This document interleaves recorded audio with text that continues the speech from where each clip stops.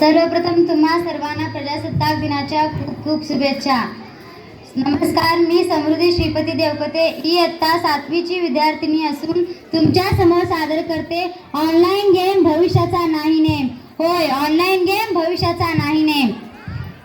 शिवराम मी सरदार, आम्हाला काय कुणाची भीती, देव देश आणि धर्मा पायी प्राण घेतला हाती, देव देश आणि धर्मा पायी प्राण घेतला हाती, असे कधी काळी म्हणणारे आपली तरुण यापडी जेव्हा झिंगझिंग झिंगाट मनात सैराट होऊन मैदानातील खेळांपेक्षा ग्रंथालयातील पुस्तकांपेक्षा व्यक्तिमत्वाच्या जडणघडणेपेक्षा कुटुंबातील संस्कारांपेक्षा सकाळी उठल्यापासून रात्री झोपेपर्यंत जेव्हा 3G 4G 5G म्हणत PUBG सारख्या गेम मध्ये आपले प्राण गमावून बसतात त्यावेळी व्यासपीठाला विषय मिळतो ऑनलाईन गेम भविष्याचा नाही नेम. होय, ऑनलाइन गेम भविष्य सा नेम.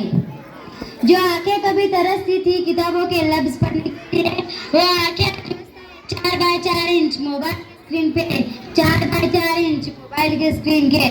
मित्रांनो, एकदा एक तरुण युवक घरात जेवत बसला होता. त्याच्या शेजारी आई व ताई देखील बसल्या होत्या.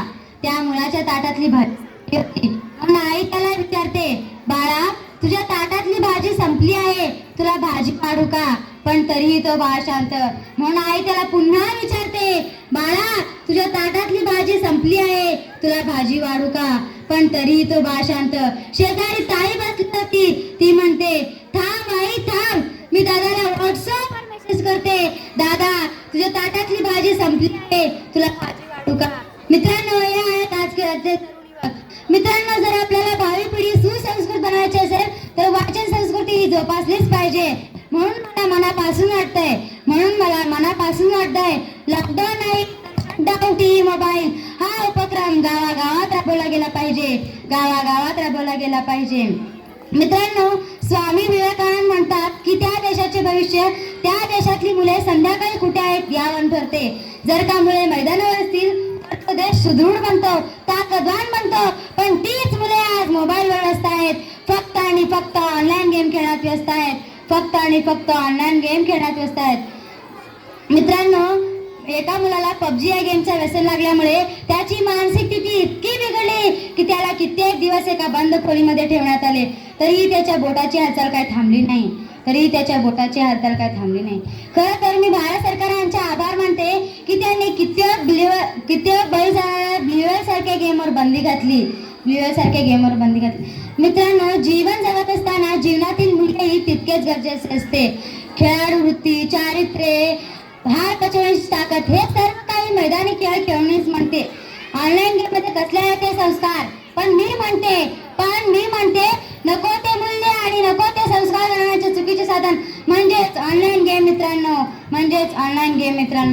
अरे काही ना जेवताना सुद्धा गेम खेळायला लागतो आणि त्याच्याही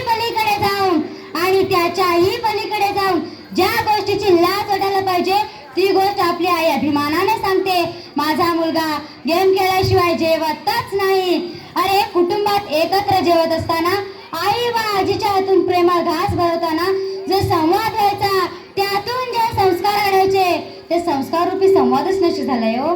अरे रस्त्याच्या कडेने मान वाकडी करून मुले गेम खेळत चाललेले असतात.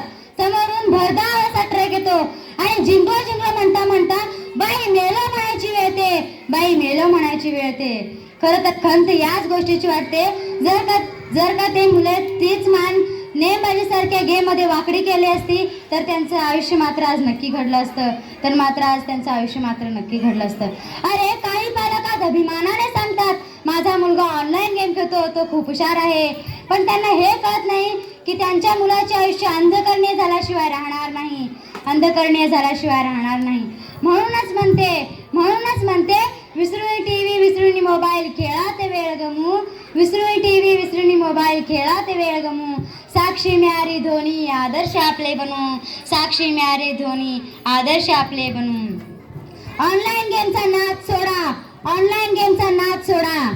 जाता तुम्हाला आयुष्यातलं उदाहरण देते. आईचं दूध आटलं तेव्हा चालू केली दुधाची बाटली. शाळेत जाऊ लागलो तेव्हा चालू केली पाण्याची बाटली. माध्यमिक शिक्षण सुरू झालं तेव्हा चालू केली थंडाची बाटली. उच्च शिक्षण सुरू झालं तेव्हा चालू केली बियरची बाटली. तिने तहान नाही भागली, तिने तहान नाही भागली. मग चालू केली देशी बाटली, देशी बाटली. ती का बरी नाही वाटली, ती का बरी नाही वाटली. मग चालू केली इंग्लिश बाटली, इंग्लिश बाटली. ती बरी वाटली पण खिशाची तिजोरी आटली, पण खिशाची तिजोरी आटली. मग चालू केली गावठी बाटली, गावठी बाटली. ती बरी वाटली पण ओव्हरलोड होऊन आतडी फाटली, ओव्हरलोड होऊन आतडी फाटली. मग दवाखान्यात गेलो, मग दवाखान्यात गेलो. डॉक्टरनी लावली सलाईनची बाटली, तिने पण काय भागेना. शेवटी प्राणज्योत मावळली, बॉडी घरी आणली, बॉडी घरी आणली. अंघोळ घातलं गुलाबाचं पाणी आणि अत्तराची बाटली, गुलाबाचं पाणी आणि अत्तराची बाटली. तिने हौस नाही पिटली, तिने हौस नाही पिटली. मग चितेवर ठेवली रॉकेलची बाटली, ती ओतली आणि तिथे सगळे हौस पिटली. धन्यवाद.